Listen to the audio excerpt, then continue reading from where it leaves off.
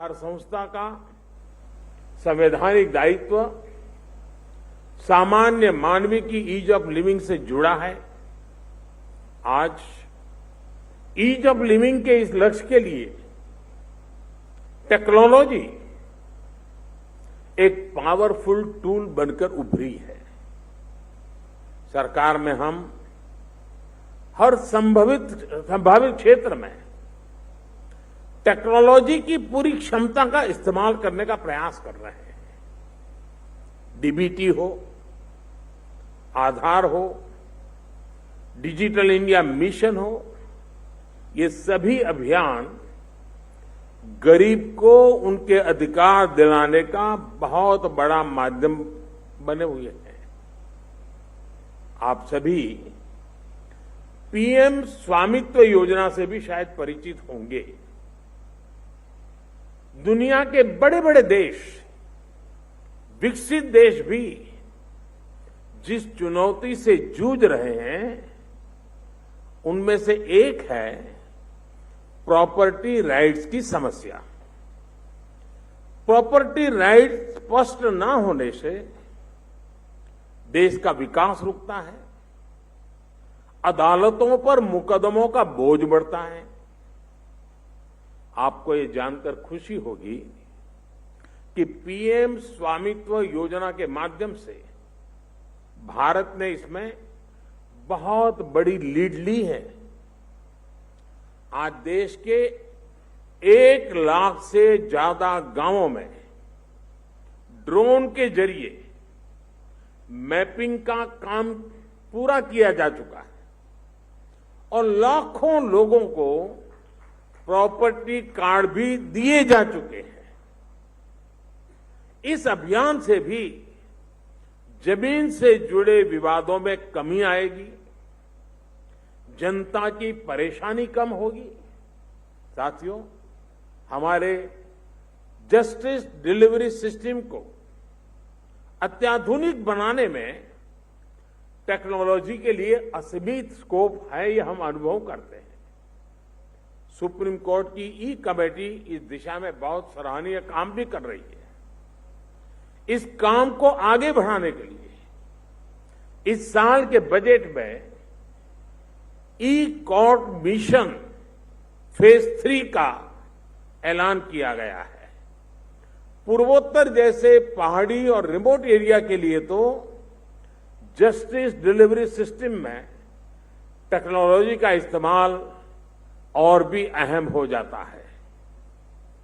आज एफिशिएंसी बढ़ाने और जस्टिस को एक्सेसिबल बनाने के लिए दुनिया भर के लीगल सिस्टम में एआई को भी, आर्टिफिशियल इंटेलिजेंस को भी शामिल किया जा रहा है। हमें भी एआई के जरिए कोर्ट की कार्यवाही को सामान्य मानव के लिए सरल बनाने के ईज ऑफ जस्टिस के प्रयास बढ़ाने चाहिए। साथियों, न्याय व्यवस्था में ऑल्टरनेटिव डिस्प्यूट रिजोल्यूशन सिस्टम की बहुत बड़ी भूमिका होती है। पूर्वोत्तर में तो स्थानीय न्याय व्यवस्था की एक समृद्ध परंपरा रही है और अभी किरण जी ने उसका बड़ा विस्तार से वर्णन भी किया। और मुझे बताया गया है कि प्लेटिनम जुबली सेलिब्रेशन के अवसर पर गुवाहाटी हाईकोर्ट के लॉ रिसर्च इंस्टीट्यूट ने 6 किताबें प्रकाशित की हैं। ये किताबें कस्टमरी लॉज पर लिखी गई हैं। मैं समझता हूं ये बहुत ही सराहनीय कदम है। इस तरह की प्रथाओं के बारे में भी लॉ स्कूल में पढ़ाया जाना चाहिए। साथियों, ईज ऑफ जस्टिस का एक प्रमुख अंग देश के नागरिकों को कानून के हर पक्ष की सही जानकारी होना भी है। इससे देश और संवैधानिक संस्थाओं में उसका भरोसा बढ़ता है। इसलिए सरकार में हमने एक और प्रक्रिया शुरू की है। जब कोई नया कानूनी मसौदा तैयार होता है तो उसका एक सिंपल वर्जन भी तैयार करने पर जोर दिया जा रहा है।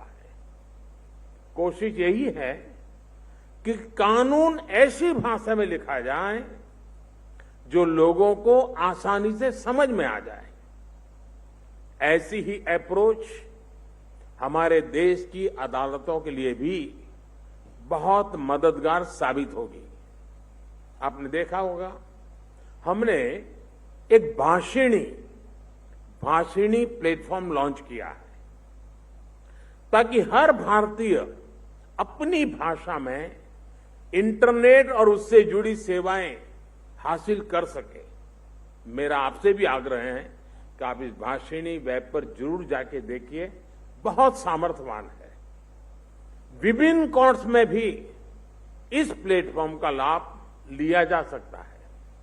साथियों, एक अहम विषय जिसको ऋषिकेश जी ने भी उल्लेख भी किया, हमारी जेलों में बड़ी संख्या में अनावश्यक रूप से बंद कैदियों का भी रहता है। हमारे मेहता जी ने भी उसका उल्लेख किया। किसी के पास जमानत के पैसे नहीं है तो किसी के पास जुर्माना भरने के पैसे नहीं है, और कुछ लोग ऐसे हैं जो सब कुछ हो गया है लेकिन परिवार के लोग ले जाने के लिए तैयार नहीं है। ये सब लोग गरीब और कमजोर वर्ग से आते हैं। इनमें से ज्यादातर छोटे छोटे अपराधों में वर्षों से जेलों में ही है।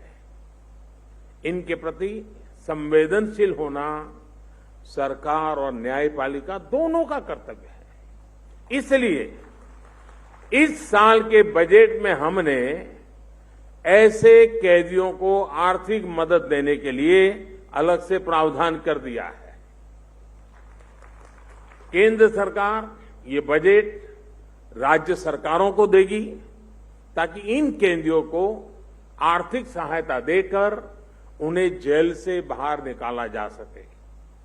साथियों, हमारे यहां कहा जाता है, धर्मो रक्षति रक्षितः, यानी जो धर्म की रक्षा करता है धर्म उसकी रक्षा करता है। इसलिए एक संस्थान के तौर पर हमारा धर्म, हमारा कर्तव्य, देश हित में हमारे कार्य सर्वोपरि होने चाहिए।